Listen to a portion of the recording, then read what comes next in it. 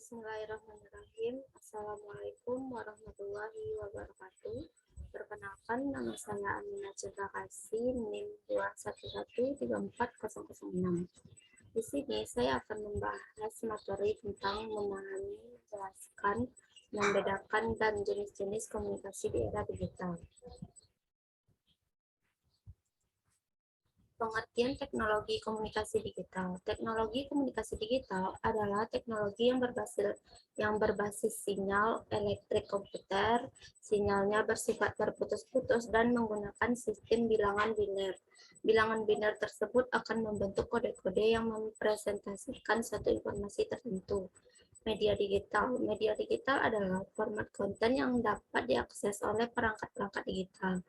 Media digital ini bisa berupa website, blog, media sosial, gambar dan video digital, audio digital, dan lain-lain. Secara bahasa, media adalah alat, saluran, penghubung, atau sarana.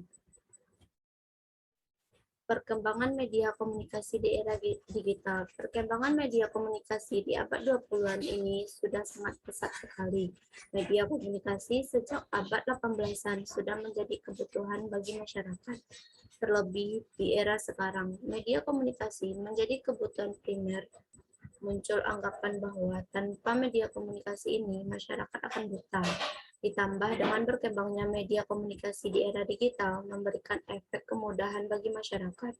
Kemudian mengakses komunikasi tergambar dalam mudahnya kita bersosialisasi dengan masyarakat luar dengan efisiensi waktu. Artinya tidak perlu membutuhkan waktu yang lama. Bermodalkan smartphone, kita bisa mengakses secara luas di era digital ini tentang peristiwa apa saja, kapan saja. Contoh media digital, program-program komputer dan perangkat lunak seperti gambar atau foto digital, video game, halaman web, dan situs web, termasuk media sosial. Data dan database digital audio seperti MP3, MP4, dan buku elektrik atau e-book. Contoh media digital lainnya antara lain perangkat lunak dan dokumen elektronik.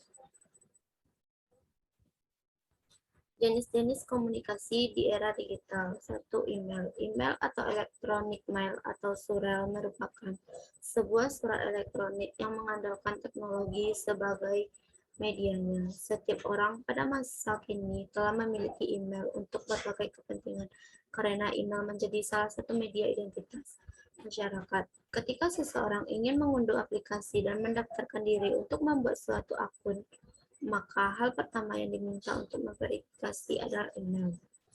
Kedua, Facebook. Siapa yang tidak kenal dengan media sosial yang satu ini? Facebook. Facebook merupakan salah satu media sosial yang digemari banyak kalangan mulai dari anak kecil, remaja, dewasa, sampai orang tua.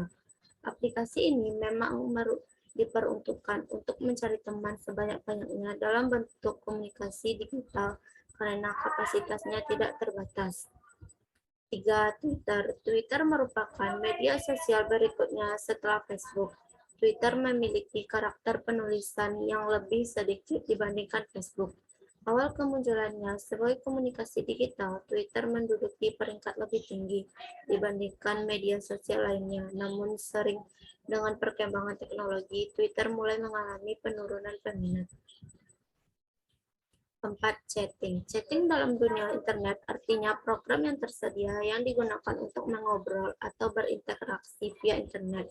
Melalui fasilitas ini, kita bisa mengobrol atau berkomunikasi dengan siapapun dan dimanapun di seluruh belahan dunia.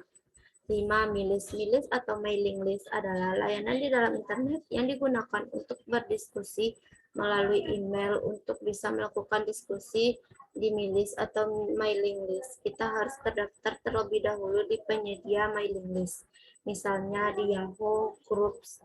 Kalau sudah terdaftar, artinya kita sudah memiliki akses untuk masuk ke dalam kelompok-kelompok diskusi di mailing list yang sudah ada. Dampak positif dan negatif dari komunikasi digital. Dampak positif adalah mempercepat arus informasi, mempermudah akses terhadap informasi terbaru, media sosial, membantu individu dalam mencari informasi, media hiburan mempermudah komunikasi dengan individu lainnya yang jauh, sharing dan berbagai file memiliki banyak dampak positif dalam dunia pendidikan sebagai lokasi untuk bisnis jual beli. Dampak negatif, individu menjadi malas untuk bersosialisasi secara fisik, meningkatnya penipuan dan juga kejahatan cyberbullying, konten negatif yang berkembang pesat, fitnah dan juga pencemaran nama baik secara luas, menjauh yang dekat, mengabaikan tugas dan juga pekerjaan, membuang-buang waktu untuk hal yang tidak berguna, menurunnya prestasi belajar dan juga kemampuan bekerja seseorang. Sekian materi yang dapat saya sampaikan. Lebih terkurang saya mohon maaf. Assalamualaikum warahmatullahi wabarakatuh.